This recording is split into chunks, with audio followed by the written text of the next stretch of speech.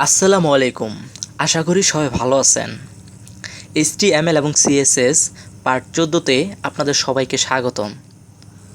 So আজকে আমি আপনাদের শেখাবো CSS ওভারফ্লো এবং CSS এর ডিসপ্লে প্রপার্টি। সো চলুন আমরা আমাদের এডিটরে চলে যাই। এডিটরে যাওয়ার পর আমি আমার বডিটা নিয়ে নিই। সো শিফট 1 ক্লিক করে আমাদের বডিটা নিয়ে নিব। আমি একটু ঝুম করে নেই, ঝুম করে নিলে আর কি আপনাদের দেখতে সুবিধা হবে। সো তারপর আমি এখানে কি করি, সো এখানে আমি সিএসএসটা লিঙ্ক করিয়ে দিই। এটা আমাদের ফার্স্ট কাজ, সবাই মনে রাখবেন, এটাই আমাদের ফার্স্ট কাজ। আর আপনারা যদি সিএসএস লিঙ্ক না করান তাহলে কিন্তু কোনো ডিজাইন পাবে না। সো আমি এখানে লিঙ্ক করিয়ে দিই সিএসএসকে। সো লিঙ্ক করিয়ে দিলাম রনি। সো লিঙ্ক করিয়ে দিলাম। সো তারপর আমি এখানে কিছু কন্টেন্ট নেই, যেমন এখানে আমি একটি ডিভ নেই। ডিভের ব্যবহার কিন্তু আমরা শিখছি অনেক আগেই, তাই না? সো আমি এখানে একটি ক্লাস দিয়ে দিই হলো, এখানে আমি দিই হলো div1। সো div1 দেওয়ার পর আমি এখানে একটি কাজ করি, সেটি হলো কি নিতে পারি, এখানে এইটি নিয়ে এখানে নিতে পারি, আমি পি নিতে পারি। পি এর ভিতরে আমি লো র্যাম কত নিতে পারি, এখানে লো র্যাম আমি এখানে 100 নিলাম। সো লো র্যাম 100 নেওয়ার পর এটা এভাবে হলে, আর আমি বারবার বলছি এটা যদি এভাবে হয় তাহলে অল্ট্রা জেড ক্লিক করবেন। অল্ট্রা জেড ক্লিক করার পর আমি এটা সেভ করলাম। সেভ করার পর আমি একটি এডিটরে এটা আমি রিলোড দিই। দেখুন কিভাবে আসছে, তাই না? এইভাবে আসছে। সো এইভাবে আসার পর আমি এখন কি করতে পারি এটাকে। সো আমি একটু বোঝাই আপনাদের, এখানে বিষয়টা কি হয়েছে, এখানে তো ফুল হাইট এবং উইডথ পেয়ে গেছে, তাই না? আমি একটু হাইট বা উইডথটা কমিয়ে দিই। সো আমি সিএসএস এর ক্লাসটা ধরলাম। ক্লাসটা ধরার পর এখানে আমি ফুল স্টপ দিয়ে ক্লাসটি নিয়ে নিলাম। সো সেকেন্ড ব্র্যাকেট দেওয়ার পর আমি এখানে নিলাম, এখানে আমি পিটা নিয়ে নেই, এইখানে আমি একটা উইডথ দিয়ে দিই, আপাতত ডিভের একটা উইডথ দিয়ে দিই। সো এখানে দেওয়ার কত দিতে পারি আমরা, উইডথ দিতে পারি এখানে আমি 400 পিক্সেল। তারপর দিতে পারি হাইট, সো হাইট দিতে পারি এখানে 400 পিক্সেল। দেওয়ার পর আমি একটু রিফ্রেশ করি এটা, দেখেন এভাবে হইলো, তাই না? আমি একটা কাজ করি, আমি এখানে লো র্যাম 100 বদলে আমি এখানে লো র্যাম করে দেই 200 করে দেই, লো র্যাম 200। সো দেওয়ার পর আমি এখানে দিলাম। সো এখন আমি যদি এটা রিলোড দিই মেবি হবে। হ্যাঁ, এখন দেখেন, এখন কিন্তু আমাদের যে আমি উইডথটা দিলাম, সো আমাদের উইডথটা কিন্তু এখানে দেখা যাচ্ছে না, তাই না? সো আমি উইডথটা দেখার জন্য এখানে একটি বর্ডার দিয়ে দিই। বর্ডার তো আমরা শিখছি, তাই না? বর্ডার দিয়ে দিই 1 পিক্সেল সলিড, কি দিতে পারি, ব্ল্যাক না রেড দিয়ে দিই, রেড তো চোখে লাগবে, যাই হোক রেড দিয়ে দিই। সো দেখেন এবার কি হয়, এই দেখেন আমি এখানে 1 পিক্সেলের বদলে এখানে আমি দিয়ে দিই 5 পিক্সেল, যাতে আপনাদের দেখতে সুবিধা হয়।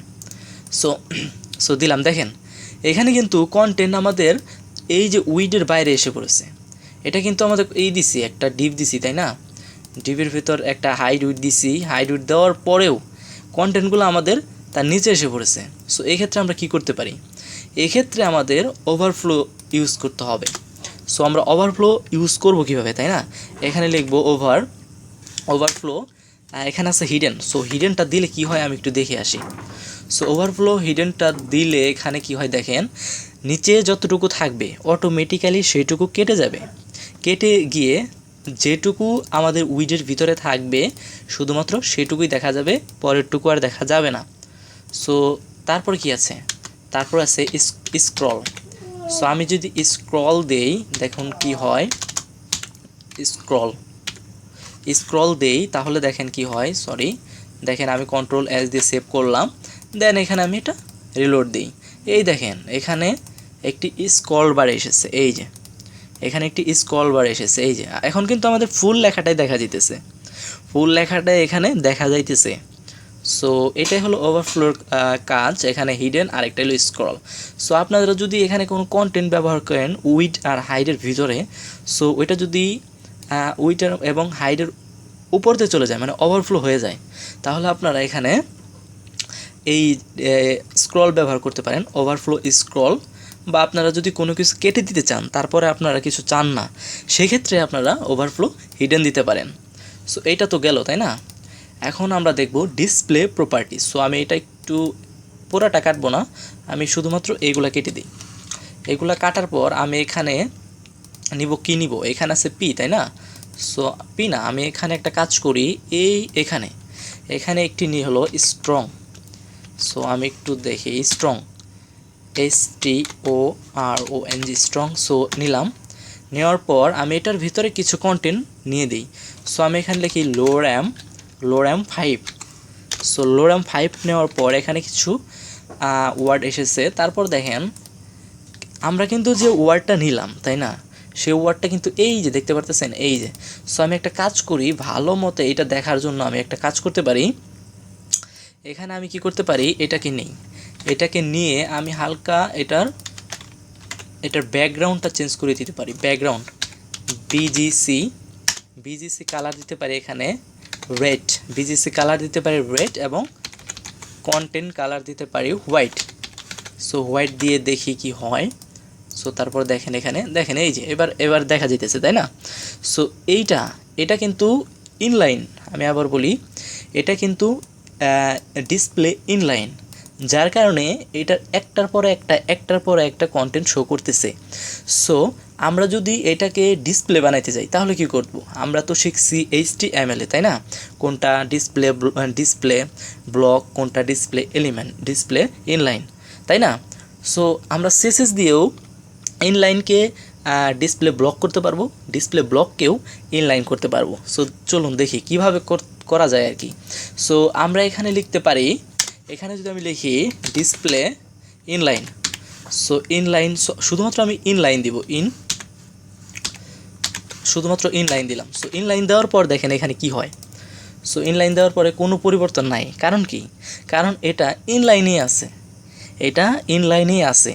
সো আমি এখানে দেখাই ইনলাইন, এখানে যদি আমি ইনলাইন ব্লক করে দিই, দেখেন এখানে কি হয়, ডিসপ্লে ইনলাইন ব্লক করে দিলাম।